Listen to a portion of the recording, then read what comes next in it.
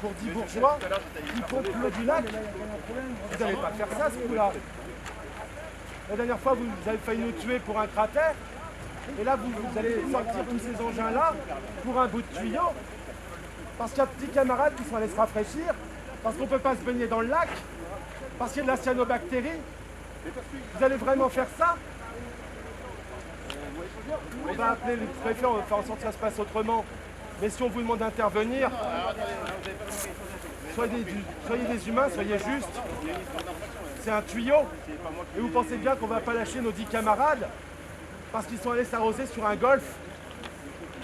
C'est pas possible. Et en revanche, j'ai eu 5 personnes censées. Donc, il y a eu une dégradation. Arrêtez de me faire un cours de droit, s'il vous plaît. Je vous demande de nous amener, s'il vous plaît, les personnes qui ont franchi la propriété privée et qui ont dégradé volontairement. Mais attendez, vous croyez qu'on connaît 1000 personnes ici? Mais alors pourquoi vous me demandez d'attendre, madame? Non, mais parce que je vous demande d'attendre les gens qui sont en capacité de parler, de négocier. En fait, vous comprenez bien qu'on décide pas à 1000. Oui, non plus, monsieur. Juste, vous nous avez donné un petit peu de temps pour délibérer. Oui. On est en train de le faire. D'accord. Faut pas prendre d'initiative entre-temps. D'accord. Et moi, okay. Ça marche? On vous laisse 5 minutes parce que... Vous reculez un peu. On aimerait bien. 5 minutes. Non, attendez. Nous, c'est pas vous de me dire de reculer. Enfin, pardon. Ah, d'accord. Moi, je vais bien attendre 5 minutes parce que vous, tout à l'heure, on a bien discuté. Mais ne me dites pas de reculer. Oui, bah reculez un peu quand même. Voilà. Ok, merci. Merci.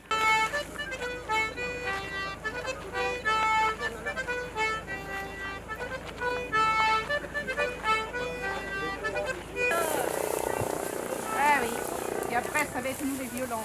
Et là, ça va monter en tension. Ah ouais, carrément. Donc, en fait, les gens, vous allez les convoquer, vous allez faire votre boulot. Je vais juste voir mes gendarmes qui sont là-bas.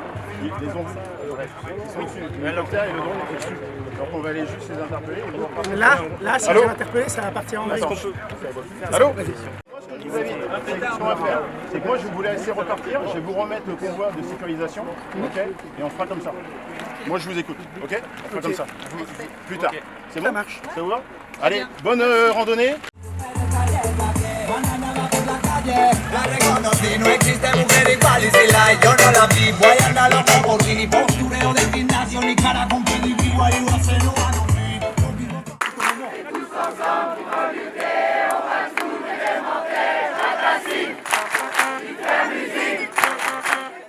Il est de notre devoir à tous, et plus particulièrement en tant qu'élus, de tout mettre en œuvre pour protéger ce bien précieux et universel. Vous n'ignorez pas nos préoccupations actuelles concernant le maintien de la qualité de l'eau de la nappe qui coule sous nos pieds et qui alimente le réseau d'eau potable des communes de Coussay-les-Bois, Lésigny et Méré. L'installation d'un élevage industriel de 1200 taurillons dans le périmètre de protection éloigné de ce captage va induire un risque de pollution de la nappe loin d'être négligeable. Il est temps de tourner le dos à cette agriculture du XXe siècle qui a détruit nos petites exploitations et ruiné la santé de nombre de paysans, sans oublier tous les dégâts sur la biodiversité et la ressource en eau. Il y aura une rotation, ça sera un engraissement de 1500 à 1700 taurillons par an. Il y a 7000 tonnes de paille qui seront consommées par an. Tout est ainsi dans le gigantisme. Et ici doit être construite une usine de méthanisation avec 8 méthaniseurs. Ce qui sortira du méthaniseur passera dans le système de compostage et sera étendu dans les champs. Mais on ne sait pas si c'est du fumier, du compost ou du digestat qui sera étendu dans toute la zone, qui est la zone dans laquelle il y a la nappe phréatique en dessous. Donc il y a une pollution ponctuelle et une pollution diffuse de la nappe. C'est pour ça que nous nous battons. Les fermes-usines de céréales, en fait, vont servir à nourrir ces animaux. Voilà, ici on va élever des ruminants. Des ruminants, normalement, c'est fait pour bouffer de l'herbe. Et là, on est vraiment dans un système de production complètement hors sol. C'est ça qui est catastrophique dans ce type de modèle. Et qui dit production hors sol, qui dit problème pour répandre les effluents de ces animaux, puisqu'il n'y a pas les surfaces forcément toujours correspondantes.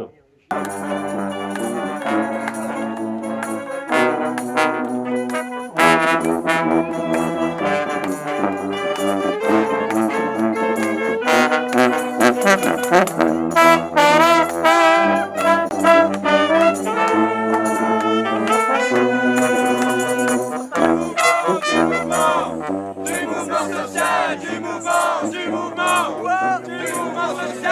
mouvement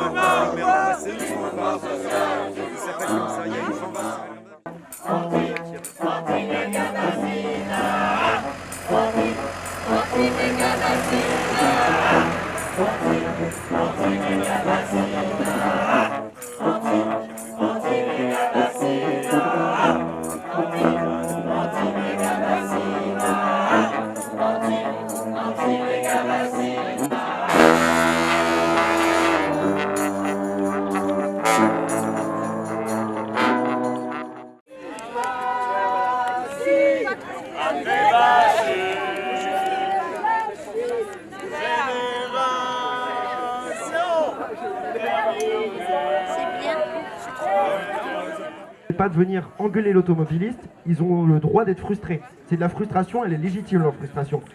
On n'a pas le même point de vue qu'eux, ils sont bloqués, ça les fait chier, des fois ça s'éternise, ils sont frustrés, c'est ok. Faut qu'ils nous... faut prendre leur frustration et essayer de pas répondre. Si à un moment vous commencez à être trop impliqué émotionnellement, je vous conseille de demander justement à avoir du relais, mais ne commencez pas à faire escalader avec les automobilistes parce qu'après c'est encore plus ingérable en fait. Il suffit que vous commenciez à escalader au début, les gens du 4e convoi, ils vont plus pouvoir les retenir en fait. Donc voilà, on essaye de désescalader.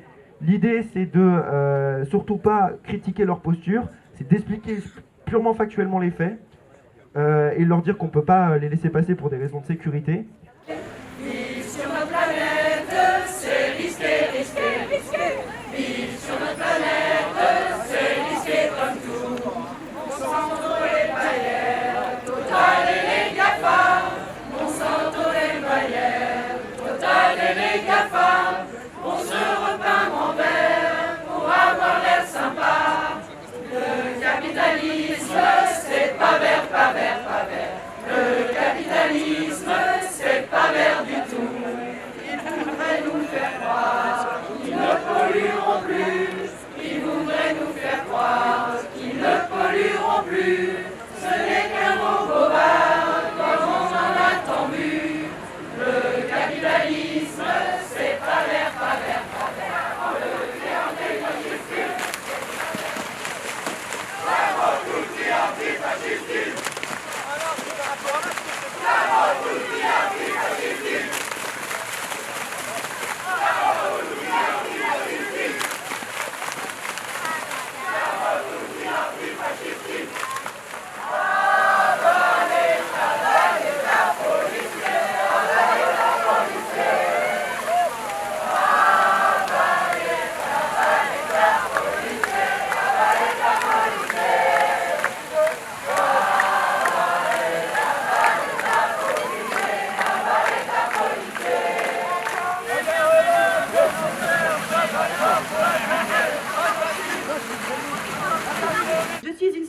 et je ne fais que ce qui est approuvé par mes pairs. Je suis médecin et notre principe éthique fondamental est primum non nocere. D'abord, tu ne nuiras point. Et fermer les yeux pendant que l'humanité se fait assassiner par les gouvernements, les lobbies, c'est être complice et c'est nuire. Je suis médecin et je refuse d'être complice du plus grand drame de l'histoire de l'humanité. Nous sommes tous des éco-terroristes. Nous sommes tous des éco-terroristes. Nous sommes tous des éco-terroristes. Un pont, une route, un bâtiment, ce n'est que du sable, enfin du sable et du gravier.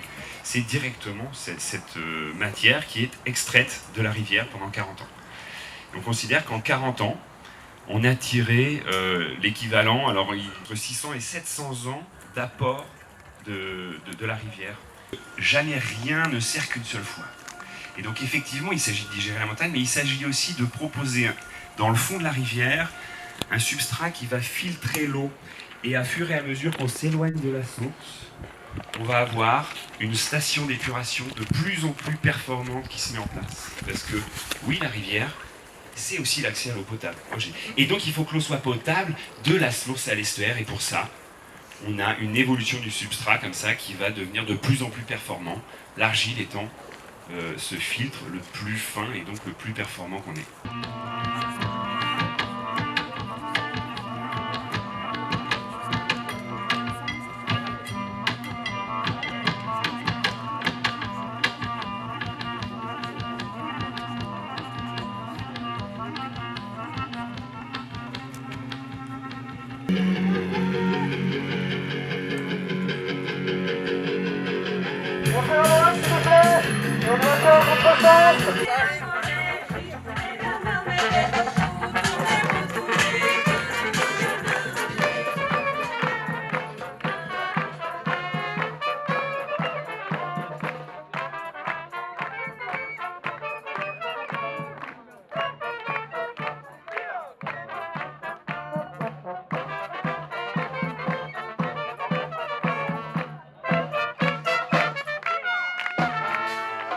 Ça, c'est des choses qui doivent absolument évoluer en profondeur et on y travaille, y compris dans les institutions, pour que notre rapport au vivant, et l'eau c'est aussi un milieu vivant, c'est avant tout un milieu vivant, change complètement et que l'humain revienne.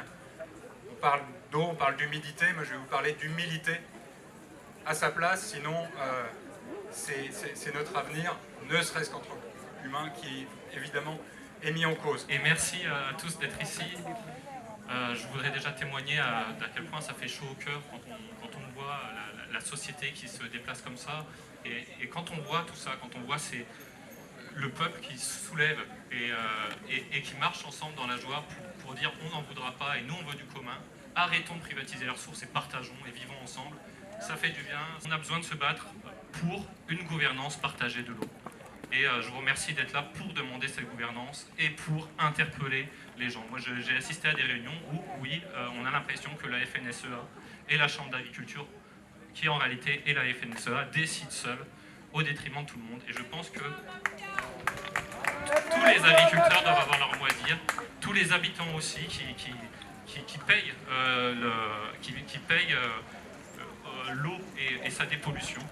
C'est pas seulement un enjeu de biodiversité, un enjeu d'avenir pour nous, c'est aussi un enjeu de partage. Aujourd'hui, ces bassines dont vous parlez, c'est 7% des terres irriguées, mais c'est un seul morceau des agriculteurs, les mêmes qui pompent toutes les aides PAC et qui ne laissent plus d'eau pour les autres.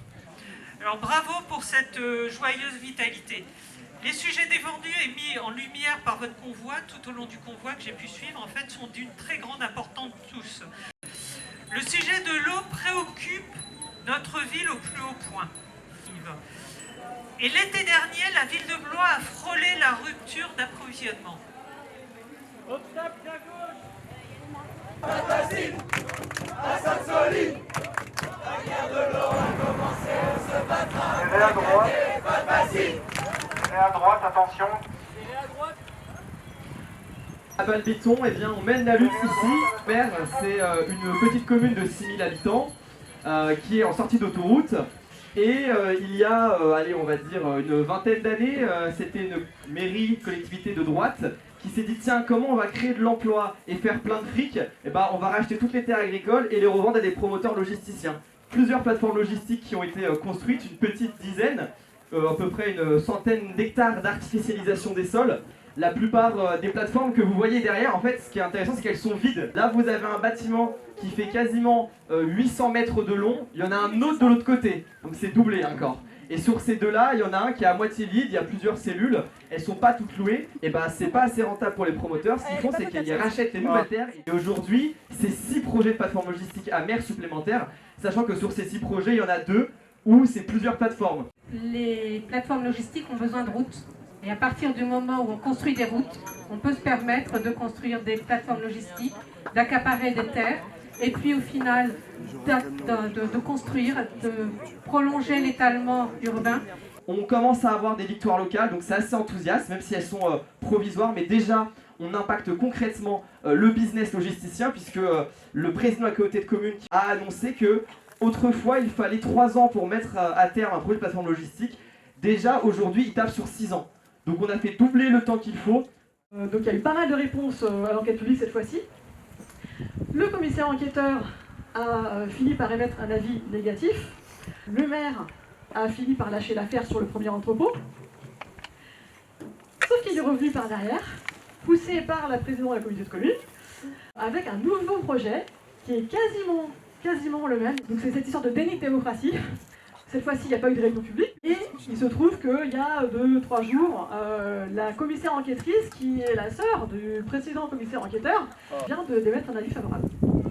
Coussé les bois, on s'est arrêté à Lusso, On s'est arrêté à Dolusse-le-Sec, on a pris du fumier sur la tête, on a pris des coups de soleil, on s'est fait piquer par des temps, on s'est fait hospiller par des automobilistes vénères. Et en fait là, ça y est, on est à 50 km/h, on est à une journée de la